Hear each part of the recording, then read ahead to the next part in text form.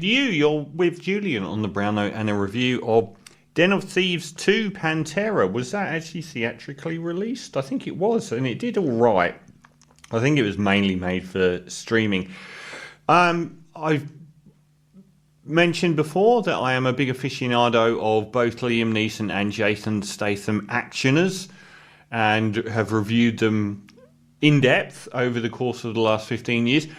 I think Gerard Butler is certainly the most interesting addition to those two as the trio of actioners at the moment. He's done a lot of really cool undergroundish actioners over the last probably 5 or 6 years. He did that amazing Meteor film, which is fantastic. He did the film just called Plane, which was I thought was fantastic, and he's done quite a few, but they never get that much attention. But I think he's sort of building up this kudos level now. And Den of Thieves, I did have a lot of time for. If you are a tragic for LA cop, grimy LA cop films with a lot of corruption, like basically post-Training Day films, like Street Kings with Keanu Reeves, which had a lot of flaws, but also a lot that I loved about it. Den of Thieves was half the movie Heat, as it portrayed Gerard Butler as the cop against a group of very, very highly trained robbers, and played out to a degree like the movie Heat, but was done in a sort of Training Day-esque world where Gerard Butler was wildly corrupt. In fact, I would say it's a mix of Heat, Training Day, and Bad Lieutenant. He was like a complete mess of a man, very corrupt, also a real cop. And I thought it was extreme.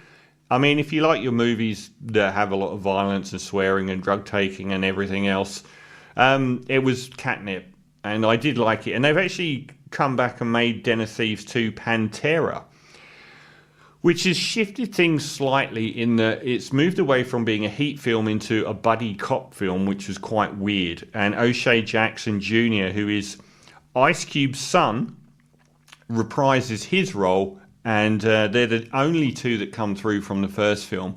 In the first film, it was this multi-layered heist, which had a bit too much story. In the end, the main criminal gang doing the heist and the cops were all sort of blindsided by O'Shea Jackson actually ripping everyone off and disappearing. And we rejoin that story a few years later where Gerard Butler's character is still the complete mess he ever was, but is still searching for this O'Shea Jackson character. And at that, the point there is that they didn't actually have any money missing from anything. So they couldn't work out how he'd robbed $100 million or more, because no one was admitting to actually losing any money. And I thought it was a really good film. This time around, O'Shea Jackson is carrying on as an international bank robber of very difficult targets.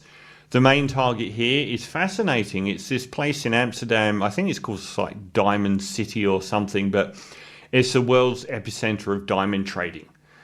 Which is a fascinating environment and very highly guarded. And it's basically, that's the whole film. I'm not going to go into depth about it. It's not a deep film at all. And it's actually often really funny. I thought the chemistry between O'Shea Jackson and Gerard Butler was often really good, particularly when they're dropped off in the middle of the ocean and have to swim to shore. I thought there was a lot of fun involved, and the heist itself is pretty decent. The story-wise, the whole shift in tone, I thought was quite successful, but I don't know if I wanted it to become a buddy comedy. And it seems to be a franchise now, given that it's open-ended at the end to be a franchise. The thing that, story-wise, I just couldn't get my head around at all. O'Shea Jackson knows that Gerard Butler's cop is chasing him, and when he turns up, O'Shea Jackson and his crack team of international thieves just welcome him into the fold as a partner in the robbery, which it's like that was lazy writing. It's like, no way on earth would you ever do that. So that sort of stuck out like a sore thumb because he's a cop that's been chasing this guy relentlessly, just going, I'm corrupt now. Well, he was corrupt, but I'm a robber now. And they just all went, yeah. And like even the other people were all like, he's just turned up. Okay. Overall, I thought it was good. I don't think it's got reviews that do it justice. I thought Evin Ahmed as Giovanna was really good as a kind of fixer or organizer of everything. I don't know that many others stood out, but I thought there was plenty of action. It was reasonably high budgeted, I think, and the whole world of that diamond exchange in Amsterdam was fascinating, and the heist itself was really well done, and the comedic stylings of this new buddy pairing were quite good.